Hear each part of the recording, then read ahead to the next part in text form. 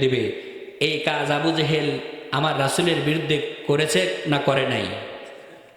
আমার ভাইরা, পরিকল্পনা নিয়েছিল আবু জেহেল। রাসূল যে রাস্তা দিয়ে হাঁটে ওই রাস্তা গর্ত খনন করে গর্তের ভিতরে রাসূল করিম সাল্লাল্লাহু আলাইহি সাল্লামকে ফেলে দিয়ে মাটি চাপা দিয়ে মারবে, এই ষড়যন্ত্র, এই পরিকল্পনা আবু জেহেল করেছে না করে নাই? ভাই আপনারা একটু জবাব দিবেন, আবু জেহেল এই পরিকল্পনা করেছে না করে নাই? আবু জেহেল সর্বশেষ পরিকল্পনা নিয়েছিল একটা, সব পরিকল্পনা আবু জেহেল ব্যর্থ হয়েছিল। সুবহানাল্লাহ বলেন। সর্বশেষ আবু জেহেল একটা পরিকল্পনা নিল যে এইভাবে উটের নাড়ি ভুড়ি চাপিয়েও মারা যাবে না, গর্ত খনন করে গর্তের ভিতরে ফেলেও মারা যাবে না, আল্লাহ রাসূলকে যদি মারতে হয় একটা বিচারের আওতায় নিয়ে এসে মারতে হবে। এই পরিকল্পনা আবু জেহেলের মাথায় আসলো।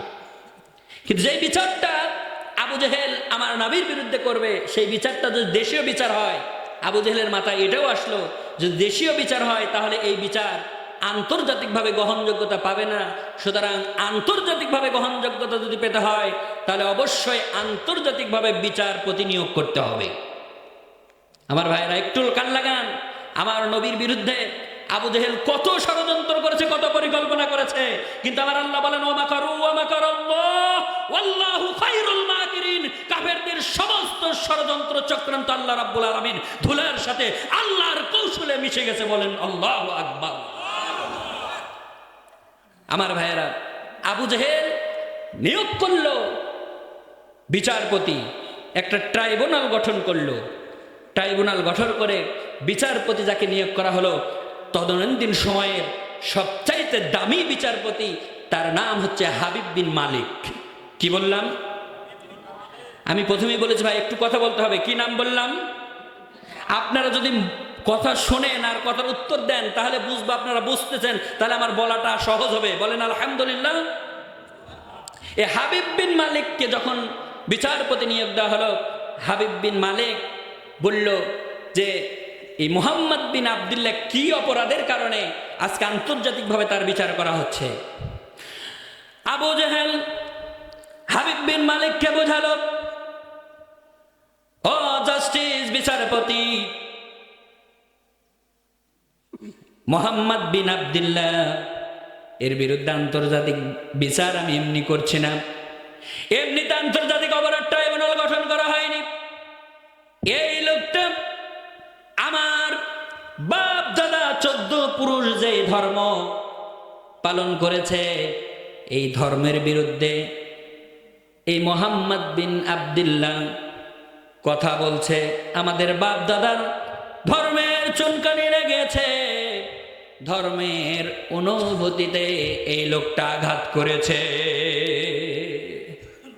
নাউজুবিল্লাহ বলবেন না? আমার ভাইরা, আবু জেহেল দেখেন বলতে ধর্ম অনুভূতিতে আঘাত করেছে। প্রিয় ভাইয়ের একটু লক্ষ্য করেন, আবু জেহেলের যেই কাজটা, যার বিরুদ্ধে ধর্মে অনুভূতির আঘাত করার কথা বলেছিল, আমার ভাইরা সেই মানুষটা, সেই মহা মানুষটা, সেই কলিজার টুকরা নয়নের মণিটা আমাদের পেয়ারা নবী কি আসলে ধর্মের বিরুদ্ধে কি কোনো কথা বলেছিল? ইসলামের কথা বিশ্ব নবী বলেছেন।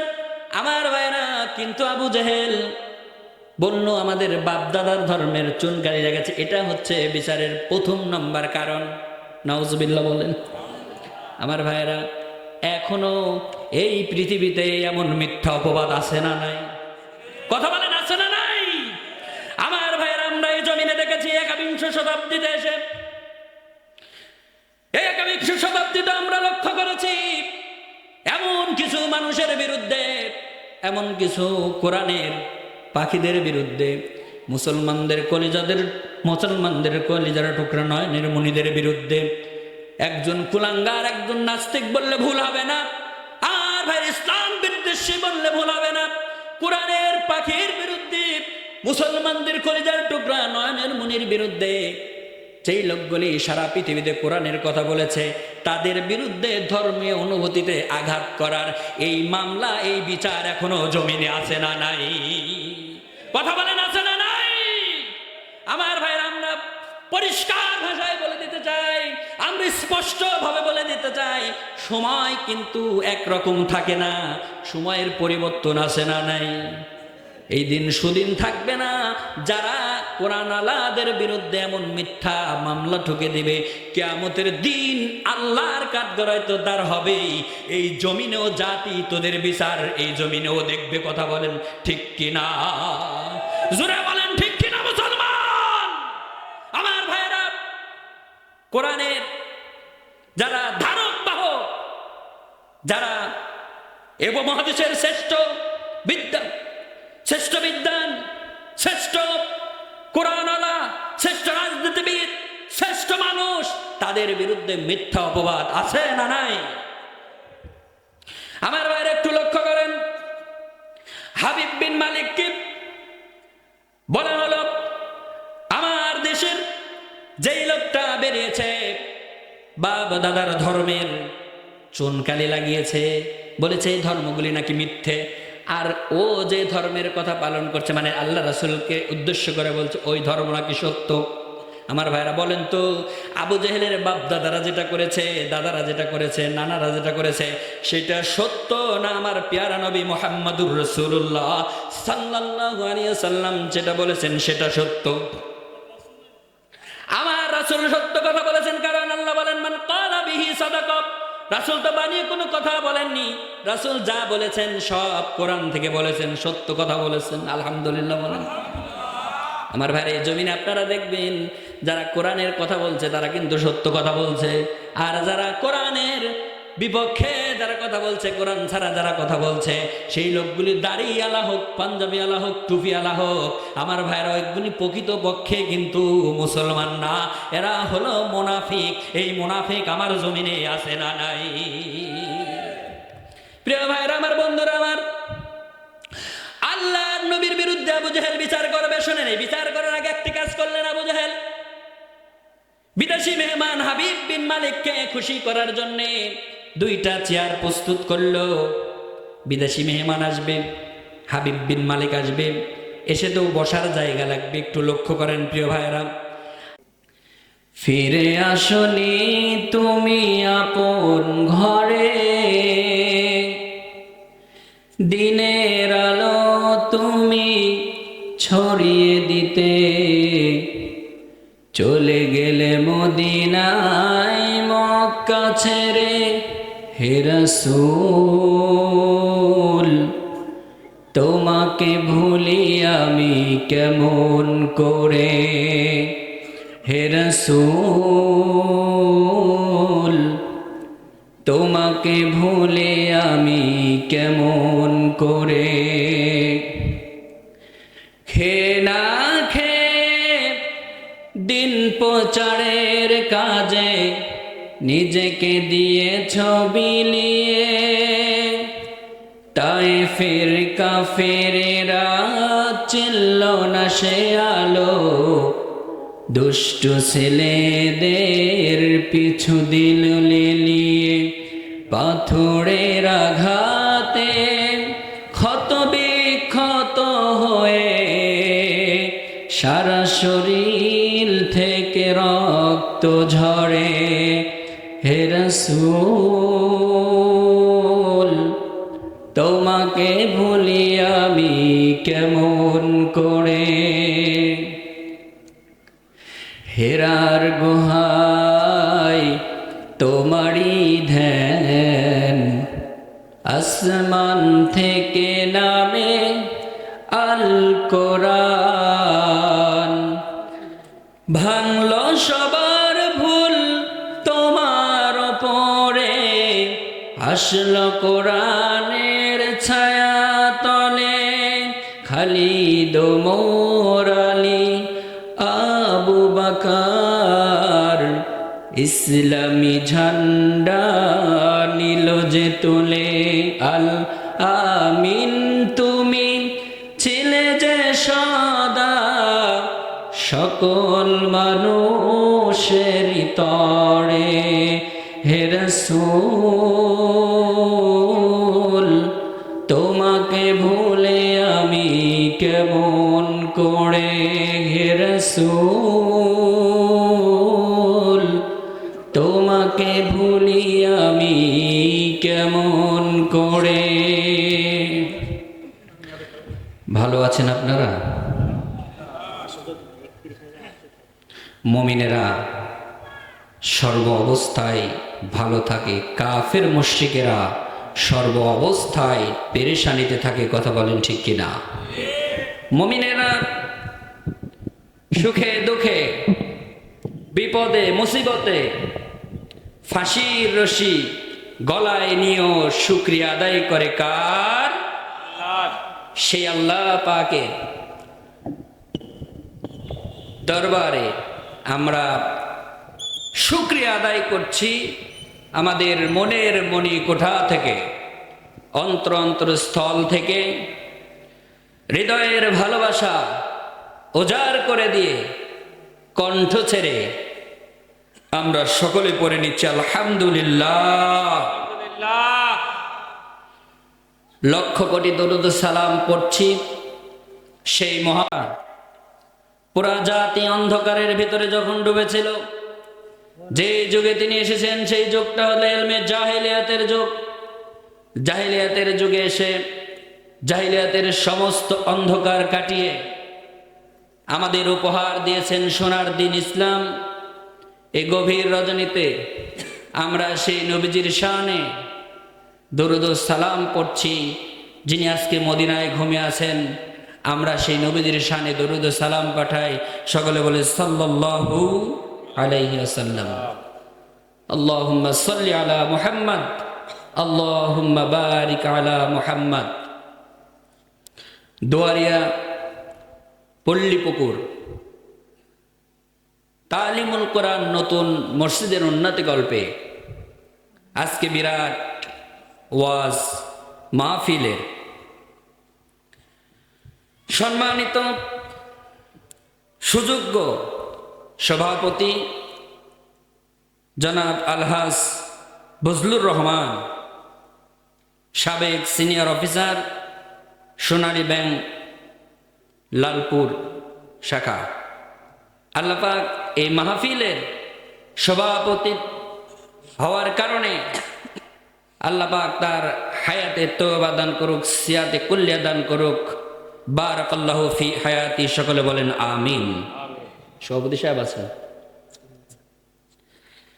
আজকের মাহফিলের প্রধান অতিথি জননন্দিত নেতা জনাব আতাউর রহমান জার্জিস। আল্লাহ পাক তাকেও কবুল করুক। সূরার নাম সূরা তওবা, আয়াত নাম্বার 111। এই আয়াতে কারিমা তেলাওয়াত করেছে। আল্লাহ রাব্বুল আলামিন এই আয়াতের ভিতরে কি বলেছেন আমরা একটু এর অনুবাদ একটু শুনে নেই। আল্লাহ রাব্বুল আলামিন বলেন, ইন্নাল্লাহা আশতারা মিনাল মুমিনিনা আনফুসাহুম ওয়া আমওয়ালাহুম বিআন্না লাহুমুল জান্নাহ। বলেন আলহামদুলিল্লাহ। আল্লাহ রাব্বুল আলামিন আয়াতের ভিতরে বলেছেন, মুমিনদের জান এবং মাল এই দুইটা আমি কিনে নিয়েছি, আমি আল্লাহ রাব্বুল আলামিন বিনিময়ে তাদেরকে জান্নাত দেব। বলেন আলহামদুলিল্লাহ।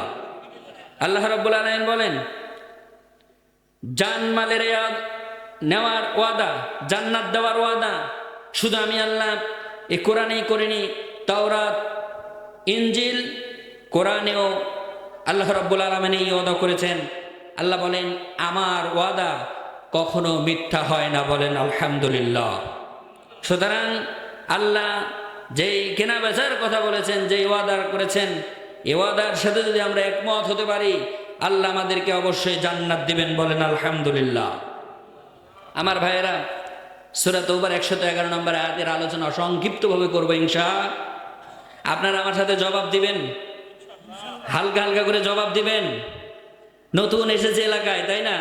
আপনারা যদি আমাকে আপনাদের স্বতঃস্ফূর্ত জবাব, আমাকে আজকে আলোচনার মুখটা এমনিতেই খুলে যাবে আল্লাহ পাক যদি রহম করে। কথা বলেন ঠিক কিনা? আমি প্রথমেই একটা তাকবীর দিয়ে শুরু করব। দেখি আপনাদের গলার আওয়াজ কেমন আছে। রাত গভীর হয়ে গেছে, আপনারা ঝিমিয়ে গেছেন কিনা জানি না।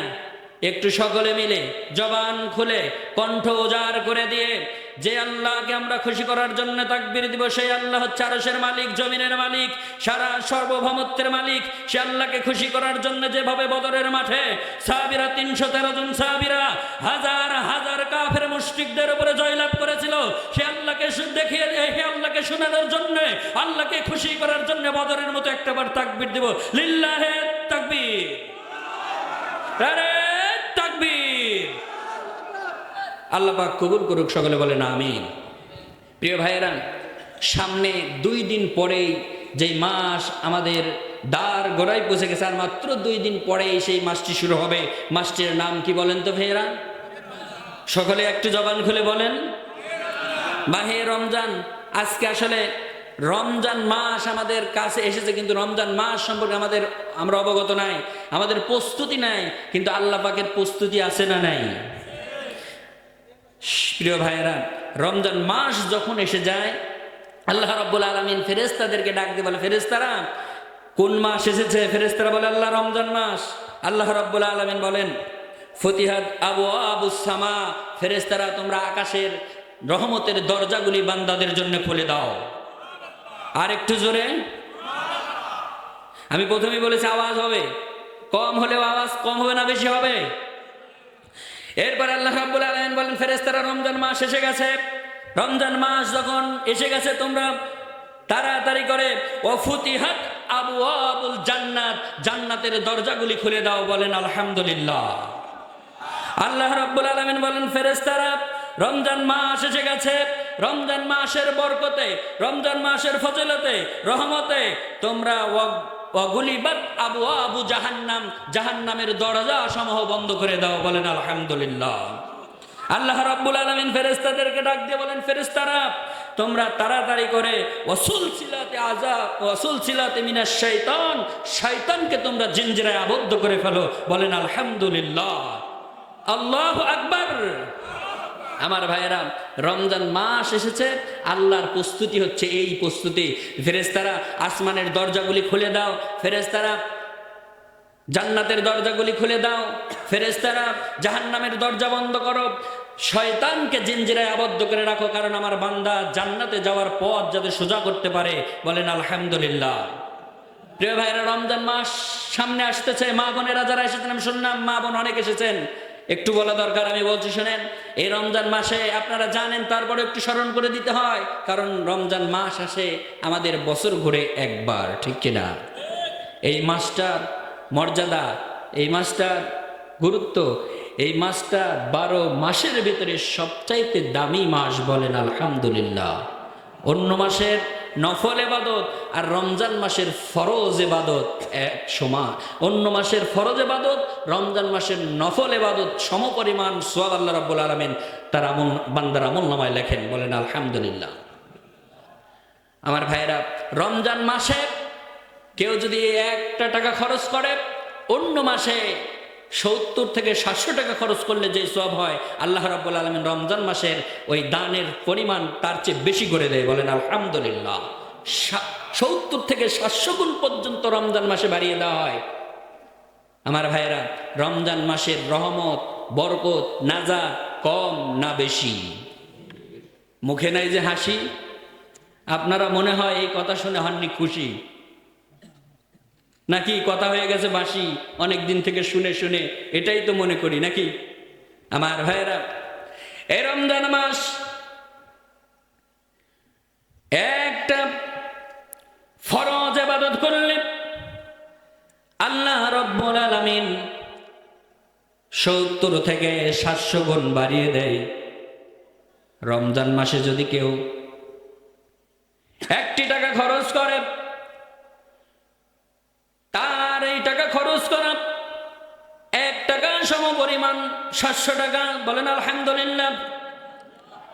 আমার ভাইয়েরা, এই রমজান মাসে আল্লাহ রাব্বুল আলামিন বলেন 12টি মাসের ভিতরে রমজান মাস শ্রেষ্ঠ মাস।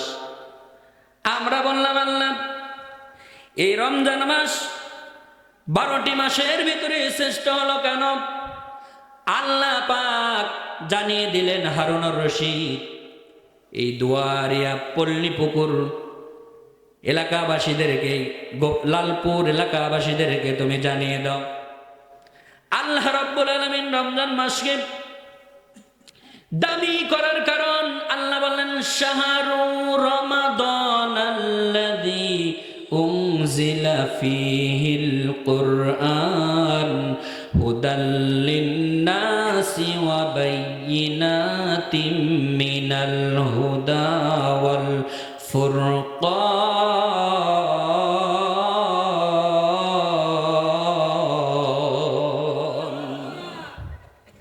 আল্লাহ রাব্বুল আলামিন বলেন রমজান মাসের এত দাম হওয়ার পিছনে একটা মাত্র কারণ লুকিয়ে আছে। সেই কারণটা হলো রমজান মাসে আমি আল্লাহ রাব্বুল আলামিন যেই কালাম দিয়ে মানুষ চলবে, মানুষ জীবন গঠন করবে, যেই কালাম দিয়ে মানুষ পরিবার চালাবে, সমাজ চালাবে, রাষ্ট্র চালাবে, সংসদ চালাবে, পৃথিবী চালাবে, জাতিসংঘ চালাবে, এই কোরআন আমি আল্লাহ রমজান মাসে নাজিল করেছি।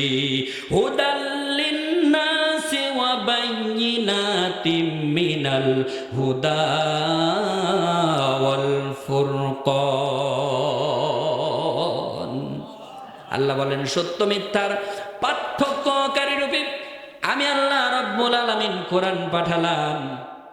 আমার ভাইরা, এরপরে বছরের ভিতরে একটা শ্রেষ্ঠ রাত আছে না নাই? আমার সাথে একটু কথা বলতে হবে ভাই। 365 দিনে এক বছর হয়, আর এই 365 দিনের সাথে সাথে 365 রাত আছে না নাই? এই দিন আর রাত, এই সব কিছু মিলে রাত আর দিন, এর ভিতরে যদি আপনি শ্রেষ্ঠ রাত বলেন, শ্রেষ্ঠ দিন বলেন, শ্রেষ্ঠ দিন আমরা জানি আরাফাতের দিন। আরাফাতের দিনে আল্লাহ রাব্বুল আলামিন বান্দার জীবনের গুনাহ মাফ করে। আর আল্লাহ বললেন এমন একটা রাত, শ্রেষ্ঠ রাত, এই রাতটা অন্য কোনো মাসে লুকিয়ে নাই। সেই রাতটা আল্লাহ রাব্বুল আলামিন রমজানুল মুবারকে দিয়েছেন। বলেন আলহামদুলিল্লাহ। আপনারা বলবেন হুজুর কোন রাত? এর আগেও আপনারা শুনেছেন, এটা সবারই জানা, লাইলাতুল কদরের রাত, ঠিক কিনা বলেন? আল্লাহ পাক বললেন লাইলাতুল কদরের রাত শ্রেষ্ঠ রাত কেন হলো? রব্বুল আলামিন লাইলাতুল কদরকে 1000 মাস অপেক্ষায় উত্তম করেছেন। বলেছেন বান্দারে লাইলাতুল কদরি খায়রুম মিন আলফি শাহর, কদরের রাত হচ্ছে 1000 মাস অপেক্ষায় উত্তম রাত। বলেন আলহামদুলিল্লাহ। আমরা বললাম আল্লাহ পৃথিবীতে তো বছরে 12টি মাসে 365টা রাত আছে। এই 365 রাতের ভিতরে রমজান মাসের এই কদরের রাত কেন এত দামি হলো? আল্লাহ পাক জানিয়ে দিলেন বান্দারে ইন্না আনজালনাহু ফি লাইলাতিল কদর। আমি আল্লাহ কুরআনুল কারীম এই কিতাবটা কদরের রাত্রিতে নাজিল করেছি। কদরের রাত্রি কোরআন নাজিল হওয়ার কারণে আল্লাহ রাব্বুল আলামিন কদরের মর্যাদা বাড়িয়ে দিয়েছে। আরেকটু জোরে বলেন না আল্লাহু আকবার। ভাইরা আমার, বন্ধুরা আমার, তাহলে এতক্ষণ যেই কথাগুলি আমরা শুনলাম, কোরআন নাজিল হওয়ার কারণে রমজান মাসের গুরুত্ব এত বেশি হলো।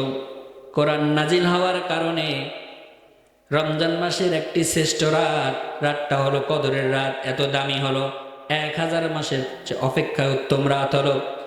আমার ভাইরা একটু লক্ষ্য করেন, কোরআন নাজিল হওয়ার কারণে মাসটা যদি এত উত্তম হয়, কোরআন নাজিল হওয়ার কারণে রাতটা যদি এত উত্তম হয়, দামি হয়, তাহলে এই কোরআনের সাথে যারা থাকবে আল্লাহ রাব্বুল আলামিন তাদের দাম কি কমাবেন না, তাদের দামটা বাড়িয়ে দিবে। আপনারা যে জুড়ে বললেন, দেখেন মা বোনের প্যান্ডেল থেকে আবার শোনা যায় না যে কদরের রাত্রে কোরআন নাজিল হওয়ার কারণে আল্লাহ যদি কদরের মর্যাদা এত বাড়িয়ে দেয়, আমার ভাইরা, আমার কথা হলো আপনি আমি যদি এই কোরআনের সাথে থাকি, এই কোরআন পড়ি, কোরআন বুঝি, আল কোরআনের সমাজ গড়ি, তাহলে আমার আপনার জীবনের মর্যাদা বাড়িয়ে দিবেন তিনি কে? আল্লাহ রাব্বুল আলামিন বলেন, বান্দারে এমন একটা কোরআন তোমাদেরকে আমি দিলাম, এই কোরআন থেকে যদি তোমরা আলো সংগ্রহ করে নিতে পারো তাহলে তোমাদের জীবনটা আলোকিত হবে, আর এই আলোকিত জীবন তোমাদের জান্নাতে প্রবেশ করাবে। বলেন আলহামদুলিল্লাহ। আল্লাহ পাক বলেন, ইয়া আইয়ুহান নাসু ক্বাদ জাকুম বুরহানুম মির রাব্বিকুম ওয়া আনজালনা ইলাইকুম নূরাম মুবিনা। আল্লাহ পাক বলেন, বান্দারে এই কোরআন থেকে যদি তোমরা আলো সংগ্রহ করতে পারো তোমাদের জীবনটাও আলোকিত হয়ে যাবে। বলেন আলহামদুলিল্লাহ। আমার ভাইয়েরা, এই কোরআন থেকে যদি কোনো মানুষ মুখ ফিরে নেয়, কোরআন না পড়ে, কোরআন না বুঝে, কোরআন দিয়ে জীবন না চালায়, আল্লাহ পাক তাদের ব্যাপারে বললেন, ও বান্দারা তোমরা যদি আমার কোরআন না পড়ো, কোরআন না বুঝো, রমজান মাসে চলে এসেছে দেখেন অনেক মানুষ কোরআন বুঝে না, কোরআন পড়ে না, কোরআন জানে না, কোরআন দিয়ে জীবন গঠন করতে চায় না, তাদের ব্যাপারে রব্বুল আলামিন বলেন, ওয়ামান আরাদা আন যিকরি ফাইন্না লাহু মাঈশাতান দানকা ওয়া নাহশুরুহু ইয়াওমাল কিয়ামাতি আমা। একটু জোরে বলেন না ভাই, আল্লাহু আকবার।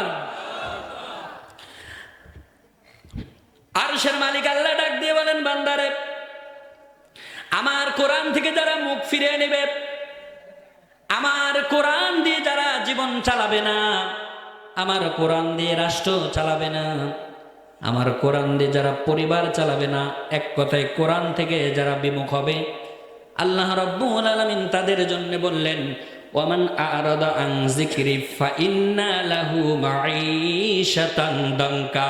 আমি আল্লাহ তাদের জীবনটা পেরেশানির মধ্যে ফেলাবো, সংকীর্ণ করে দেব।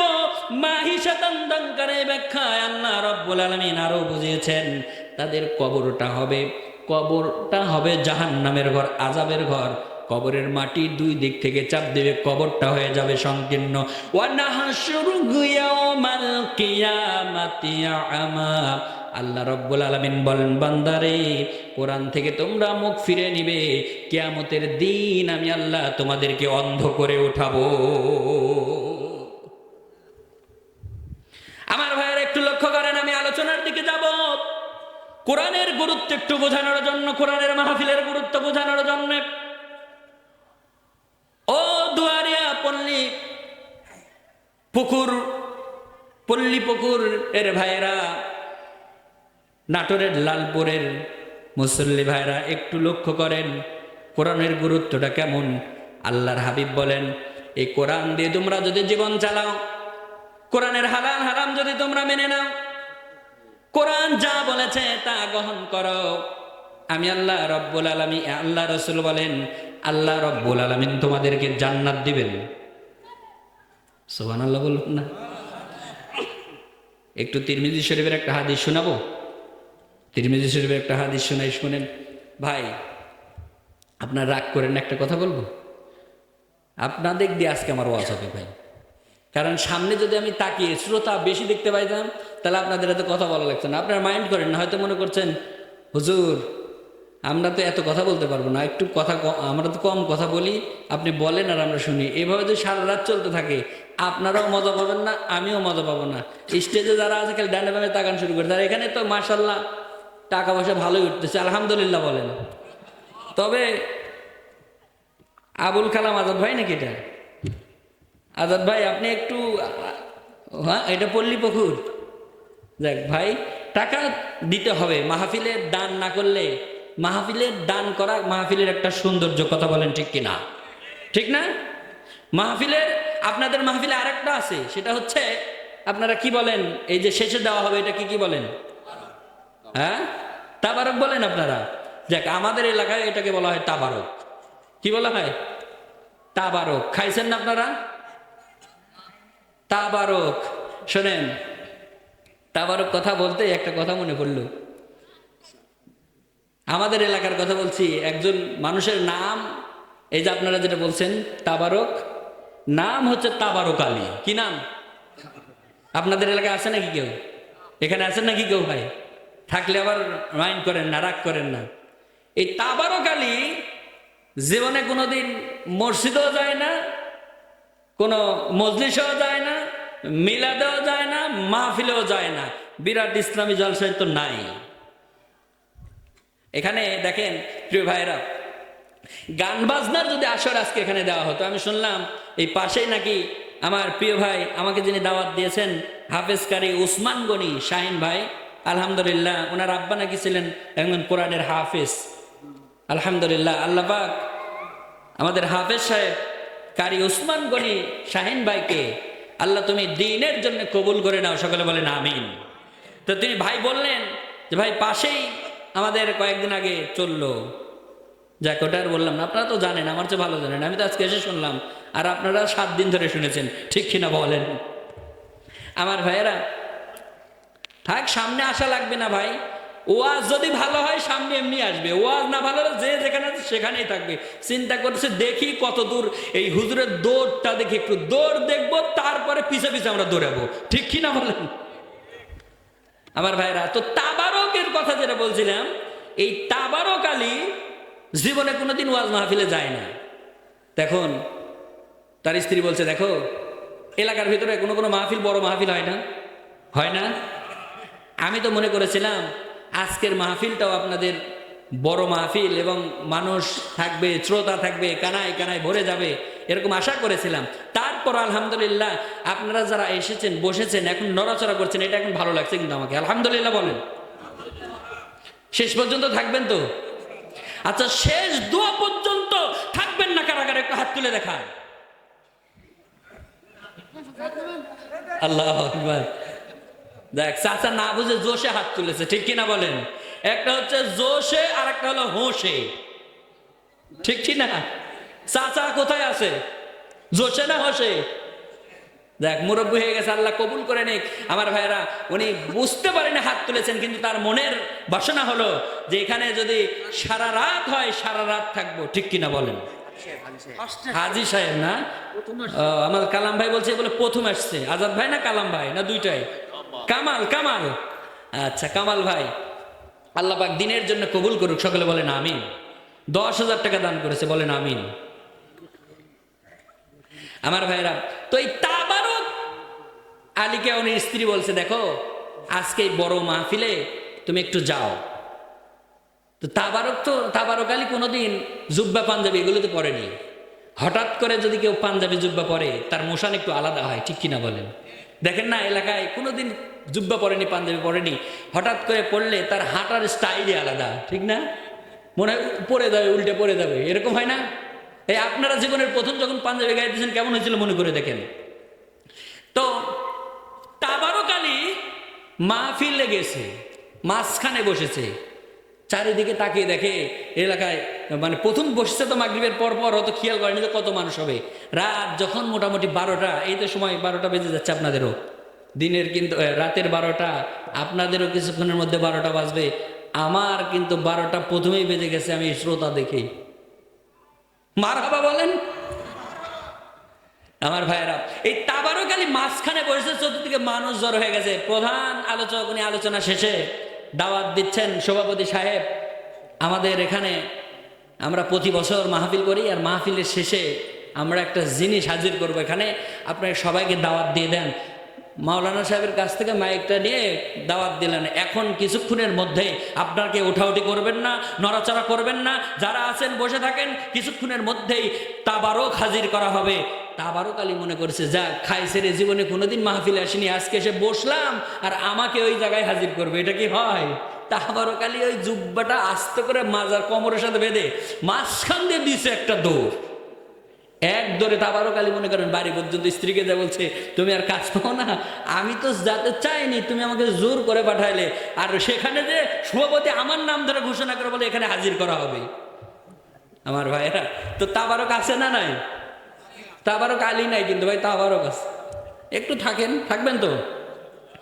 আমার ভাইরা, যে হাদিসটার কথা বলছিলাম, লাইন কিন্তু ছেড়ে যায়নি, হয়তো মনে করবেন হুজুর গল্প দিয়ে লাইন কি শেষ করে দিলেন। লাইন শেষ হয়নি। হাদিসটা হলো, আল্লাহ রসুল বলেন, মান করা আল কোরআন ফাস্তাজহারাহু ফাহাল্লা হালালাহু ওয়া হাররামা হারামাহু আদখালাহুল্লাহুল জান্নাহ। আলহামদুলিল্লাহ বলেন।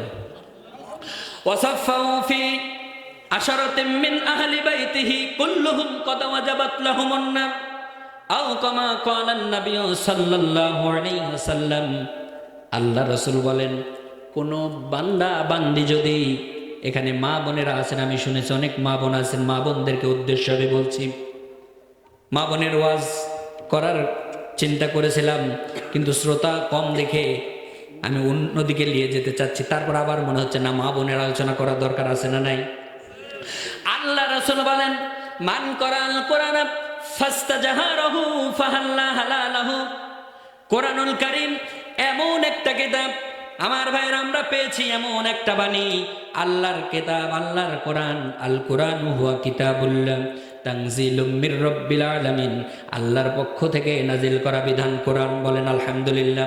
আল্লাহ রাসূল বলেন, এই কোরআন যেই সবকে হালাল বলেছে, ফাহাল্লা হালালাহু ওয়া হাররামা হারামাহু, যেই সবকে হারাম বলা হয়েছে, হারাম বলে থাকলো, হালাল যেই সবকে বলা হয়েছে, হালাল মেনে চললো। আল্লাহ রাসূল বলেন, আদখুলাহুল্লাহুল জান্নাত, আল্লাহ রাব্বুল আলামিন তাকে জান্নাত দিবেন। বলেন আলহামদুলিল্লাহ। ওয়াসাফাহু ফি আশরাতিন মিন আহলি বাইতিহি কুল্লুহুম কদ ওয়াজাবাত লাহুমুন নার। আল্লাহ রাসূল বলেন, শুধু নিজে জান্নাতে যাবে না, ওই কোরআন যারা মানবে, কোরআন যারা পড়বে, কোরআনের হালাল হারাম যারা মেনে চলবে, আল্লাহ রাব্বুল আলামিন তাকে তো জান্নাত দিবেন। শুধু নিজে জান্নাতে যাবে না, আল্লাহ রাব্বুল আলামিন কিয়ামতের দিন বলবেন, বান্দারে, কোরআন মানার কারণে, কোরআনের আন্দোলনে অংশগ্রহণ করার কারণে, কোরআন পড়ার কারণে, কোরআন বোঝার কারণে আজকে তুমি জান্নাতে এসেছো। নিজে একা একা জান্নাতে যাবে না, হিসাবের পরে 10 জন যাদের জাহান্নাম ওয়াজিব হয়ে গেছে, এমন 10 জন ব্যক্তিকে সুপারিশ করে তুমি জান্নাতে নিয়ে যাও। ভাই উঠে গেল, তাবারকালি উঠে গেল নাকি? আমার ভাইয়েরা, তাহলে কোরআনের হালাল হারাম যারা মেনে চলবে, কোরআন দিয়ে যারা জীবন গঠন করবে, কোরআন দিয়ে যারা সমাজ গঠন করার চেষ্টা করবে, কোরআনের আন্দোলনের সাথে যারা থাকবে, ইসলামী আন্দোলনের সাথে যারা থাকবে, ঐক্যবদ্ধভাবে যারা দিন কায়েমের চেষ্টা করবে, কোরআনের আইন প্রতিষ্ঠিত করার চেষ্টা করবে, আল্লাহ রাব্বুল আলামিন তাদেরকে জান্নাত দিবেন। আমার ভাইয়েরা, আমাদের সেই পথে, কোরআনের পথে থাকার দরকার আছে না নাই? আমার ভাইয়েরা, তাম পৃথিবীর সব মুসলমান এক হয়ে কোরআনের আইনকে যদি আমরা ধরতে পারি, মুসলমানদের ইজ্জত সম্মান মান যিনি বাড়িয়ে দিবেন, তিনি কে? দুনিয়ার মুসলিম এক হয়ে যাও, আল্লাহর রাহে জীবন গড়াও। দুনিয়ার মুসলিম এক হয়ে যাও, কোরআনের আইনে জীবন গড়াও। রাসূলুল্লাহকে নেতা মেনে, রাসূলুল্লাহকে নেতা মেনে জীবন চালাও সবখানে। জীবন সুন্দর, সুখী হবে তোমার, সুখী হবে দু জাহানে। উত্তম নেতা আবু বকর, তারপরে নেতা হলো হযরত ওমর। উত্তম নেতা আবু বকর, তারপরে নেতা হলো হযরত ওমর। উঠের পিঠে চাকর রেখে, উঠের পিঠে চাকর রেখে নেতা হয়ে রশি টানে জীবন সুন্দর সুখী হবে তোমার, সুখী হবে দু জাহানে। গহনার মধ্যে যেমন শ্রেষ্ঠ স্বর্ণ, ধর্মের মাঝে তেমন ইসলাম ধর্ম, ঠিক কিনা? গহনার মধ্যে যেমন শ্রেষ্ঠ স্বর্ণ, ধর্মের মাঝে তেমন ইসলাম ধর্ম।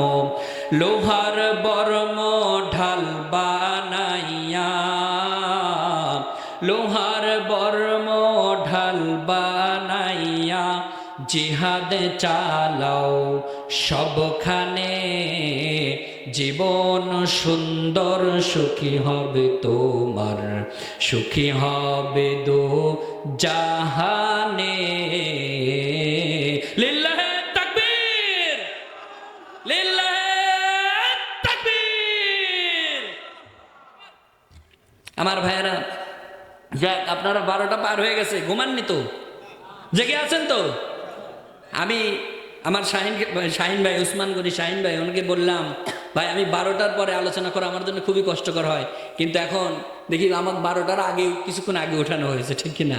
তাহলে আলোচনা না করলেও সে আপনারাও মন খারাপ করবেন, যারা আমাকে দাওয়াত করেছে তারাও বলবেন হুজুর আপনি আসলেন কিন্তু আলোচনা করলেন, এটা কেমন হয়? তো আমি একটু অল্প সময় আলোচনা করবো ইনশাআল্লাহ। তাহলে প্রিয় ভাইরা, যে সূরা থেকে আমি আলোচনা করতে চাই, সূরাটির নাম কি মনে আছে আপনাদের? কোন সূরা? সূরার নাম তওবা। মনে ভুলে গেছেন? নাম কি? কত নম্বর আয়াত পড়েছিলাম? 100। আলহামদুলিল্লাহ। কে বললেন? আলহামদুলিল্লাহ, 2 জন বলেছেন। আল্লাহ পাক আপনাদের এই 2 জনের বদলে সবাইকে কবুল করুক, বলেন আমিন। আসলে শ্রোতা যদি আলোচনা শুনে না বুঝে তাহলে আলোচনা করা খুবই কষ্টকর হয়, ঠিক কিনা বলেন? আমার ভাইরা, এই সূরা তওবা আগে আমাদের শানে নজুল জানতে হবে। যে আয়াতটা আমরা জানবো তার শানে নজুল জানার দরকার আছে না নাই? সূরা তওবা নাজিল হয়েছে যখন কোরআনের সূরাগুলি 2টা ভাগ আছে, আপনারা জানেন। এক ভাগ হচ্ছে মাক্কি আর একটা হচ্ছে মাদানী। সূরা তওবা, এই সূরা তওবা হচ্ছে মাদানী সূরা। আর যে আয়াতে কারিমা তেলাওয়াত করেছি, এই আয়াতে কারিমা 111 নম্বর আয়াত, এটা কিন্তু মাদানী সূরা হতে পারে, কিন্তু মদিনায় এই আয়াতটা নাজিল হয়নি। আয়াতটা নাজিল হয়েছে মক্কায়, অর্থাৎ হিজরতের পূর্বেই এই আয়াতটা নাজিল হয়, কিন্তু মাদানী সূরার ভিতরে এই আয়াতটা আছে। সূরা তওবার আপনারা একটা বিশেষত একটা জানেন, সেটা হচ্ছে সব সূরার আগে বিসমিল্লাহ আছে, কিন্তু সূরার তওবার শুরুতে বিসমিল্লাহ কথা বলেন নাই। আমার ভাইয়েরা একটু লক্ষ্য করেন, কান লাগান। এই সূরাটি মক্কায় না দিবে, এই কাজ আবু জেহেল আমার রাসূলের বিরুদ্ধে করেছে না করে নাই? আমার ভাইয়েরা, পরিকল্পনা নিয়েছিল আবু জেহেল। রাসূল যে রাস্তা দিয়ে হাঁটে ওই রাস্তা গর্ত খনন করে, গর্তের ভিতরে রাসূল করিম সাল্লাল্লাহু আলাইহি সাল্লামকে ফেলে দিয়ে মাটি চাপা দিয়ে মারবে, এই ষড়যন্ত্র, এই পরিকল্পনা আবু জেহেল করেছে না করে নাই?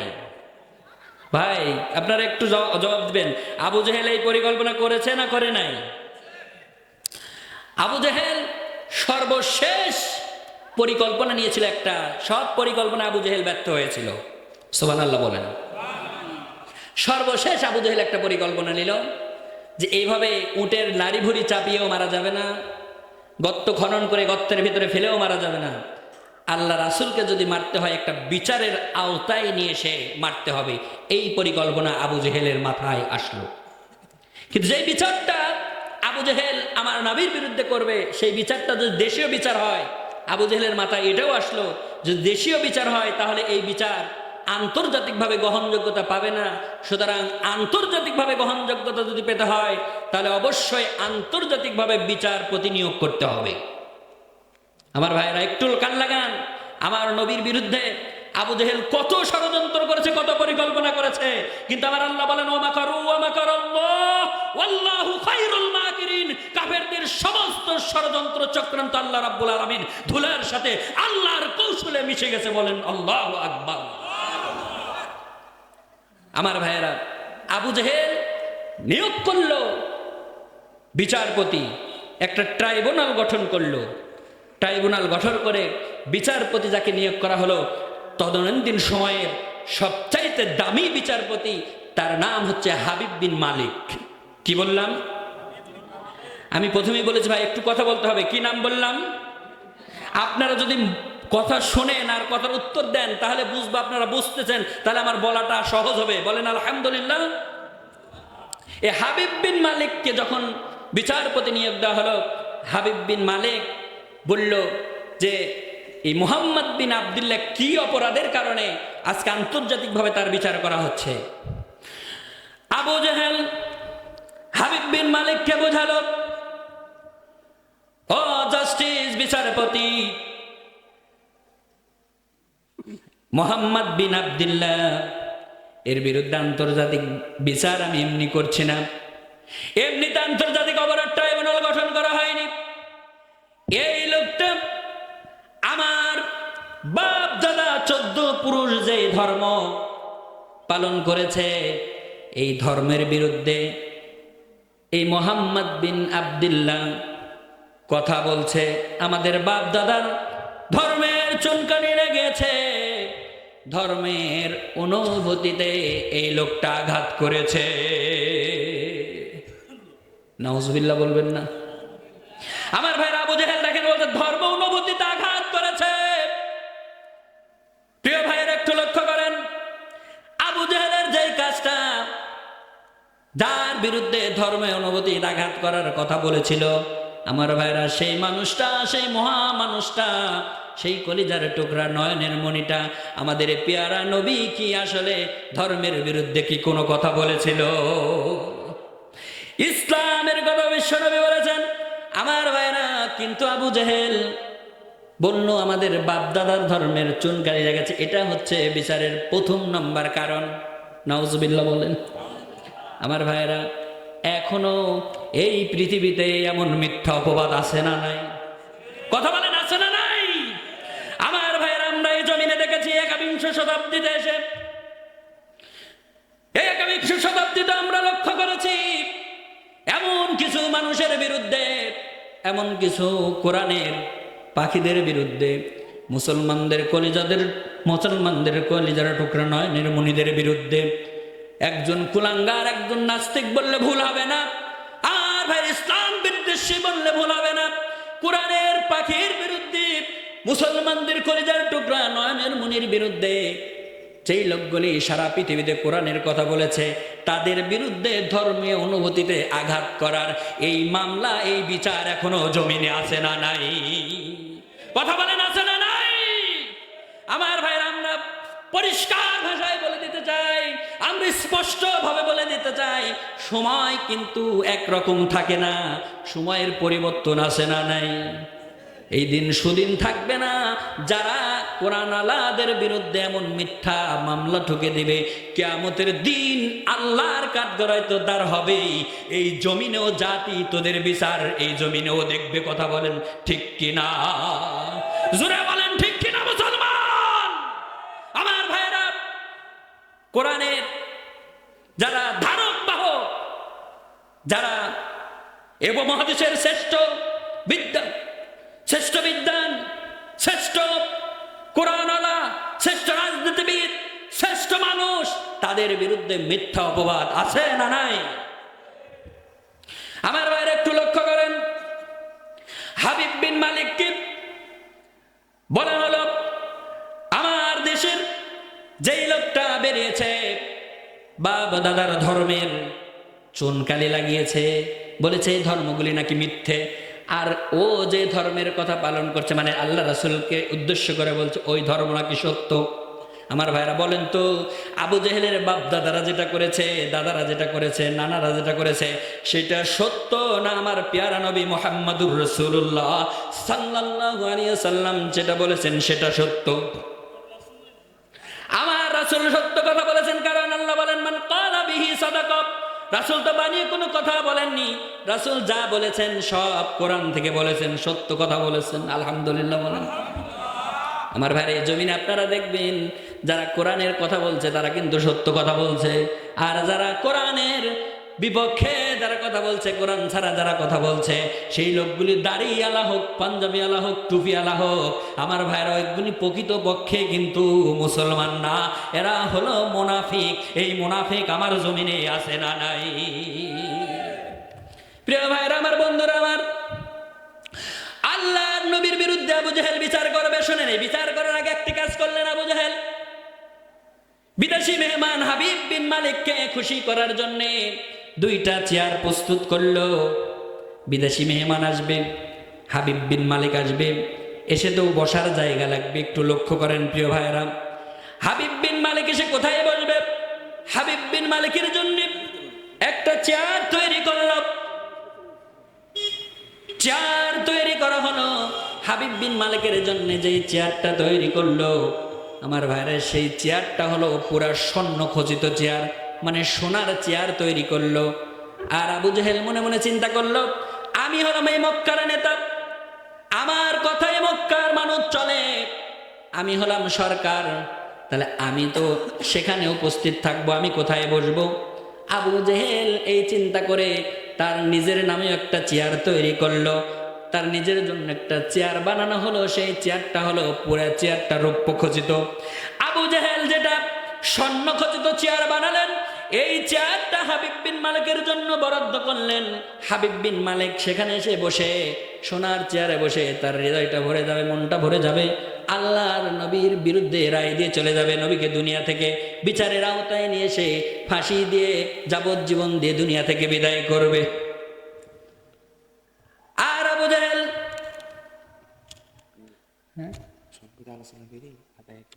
ও শেষ করে দেবো। আচ্ছা আচ্ছা আচ্ছা, ও আলহামদুলিল্লাহ, আমি খুবই খুশি হলাম যে ভাইরা আমার কথা রেখেছেন। আমি বলেছি, ভাই আমি কি বেশিক্ষণ আলোচনা করা যাবে না, কারণ রাত্রি গভীরের কাছে শ্রোতাও খুব একটা নেই। তারপরে আলহামদুলিল্লাহ আপনারা যারা আছেন শেষ পর্যন্ত থাকার প্রতিশ্রুতি দিয়েছেন। ভাই, শেষ পর্যন্ত দোয়া না করে আপনার মা বোন যারা আসছেন তারা কি চলে যাবেন? আপনারা চলে যাবেন? আমাকে রেখে যদি চলে যান, মনে করছেন আমি থাকবো, আমিও চলে যাব। কিন্তু আমি যেই কথাটা বলছি, রাসূলের বিরুদ্ধে আবু জেহেল যেই ষড়যন্ত্র চক্রান্ত করেছিল, এগুলি জাতির সামনে প্রকাশ করার দরকার আছে না নাই? কথা বলেন, আছে না নাই? আজকেও যারা আবু জেহেলের কায়দায় এই সমাজ চালাতে চায়, আবু জেহেলের কায়দায় যারা আমাদেরকে চালাতে চায়, আবু জেহেলের কায়দায় যারা পৃথিবী চালাতে চায়, গোটা পৃথিবী আবু জেহেলের নেতৃত্ব দিয়ে যারা চালাতে চায়, তাদের মুখোশ উন্মোচন করার দরকার আছে না নাই? মুসলমান প্রিয় ভাইরা আমার, বন্ধুরা আমার, আবু জেহেল 2টা চেয়ারের কথা বললাম। কয়টা চেয়ার তৈরি করলো? একটা স্বর্ণ খচিত চেয়ার আর একটা রৌপ্য খচিত চেয়ার। এই 2টা চেয়ার তৈরি করলো। স্বর্ণ খচিত চেয়ারে বসবে হাবিব বিন মালিক, বিদেশ থেকে যে বিচারপতি আসবে সে বসবে। আর রৌপ্য খচিত যে চেয়ার